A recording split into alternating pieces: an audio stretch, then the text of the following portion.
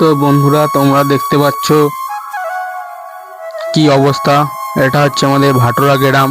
ভাটোরা গ্রামের আমরা রয়েছি এখন কনকাবতী প্রাথমিক বিদ্যালয়ের কাছে। তো কনকাবতী প্রাথমিক বিদ্যালয়ের চারিদিকে জলে মগ্ন হয়ে গেছে, ভিতরে তো জল প্রবেশ করতে পারছে না। এরপরে আমরা আরও তোমাদেরকে কিছু দেখাবো আমাদের গ্রামের কীরকম অবস্থা, জলময় হয়ে গেছে। তো আপনারা দেখুন, দেখতেই পাচ্ছেন। প্রচুর প্রচুর করে আমার এই ভিডিওটিকে আপনারা শেয়ার করতে থাকুন, যাতে আমাদের দ্বীপের গ্রামবাসী লোকেরা দেখতে পায় যে এখানেও জল বেড়েছে। তো আরও কোনো কোনো জায়গায় যদি জল বেড়ে থাকে এরকম, আপনারা কমেন্ট করে জানাবেন।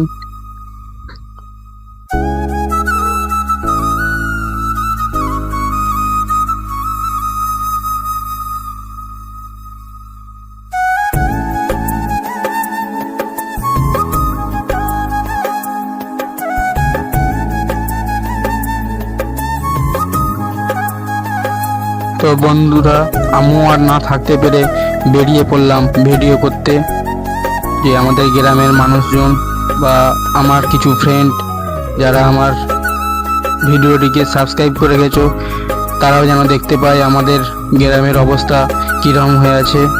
এখন আমি বেরিয়ে পড়লাম ঠিক দুপুর 1:30টার মতো। তো আমি এখন আছি আমাদের পাড়ার মধ্যেই, দেখতে পাচ্ছেন আমি কিরম জলের মধ্যে আছি। এই ঘরটি ডুবে গেছে, হাফ একতলা ডুবে গেছে। দেখুন, ভিডিওটি প্রচুর প্রচুর করে শেয়ার করুন। আমার এইখানে 1 কোমর জল হয়ে গেছে।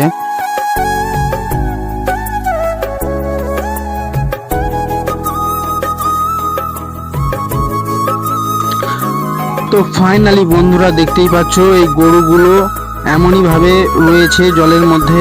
এই গরুগুলোর মালিক এখনো বুঝতে পারেনি যে এত জল বেড়ে গেছে, তাই তারা এখনো আসছে না গরুর কাছে।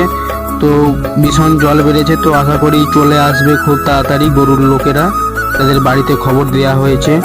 তো এদিকে পুরো এত বন্যা হয়েছে, এত জল বেড়ে গেছে, গোটা গাছ গাছরা বন আর এদের বাগান সব ডুবে গেছে।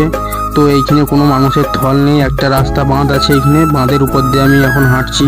তো এখানে দেখতে পাচ্ছ বন্ধুরা, আমাদেরকে আর কিছু বলার নেই, গাছটা কতখানি ডুবে গেছে, তো থল নেই সেই ওটা আমাদের ক্লাব কনকাবতী নবারণ সংঘ। এখানে কিছু মানুষজন আছে, এই একটা আমাদের 3 জন আছে এখানে। তো একটা তুলসী মঞ্চ দেখাচ্ছি।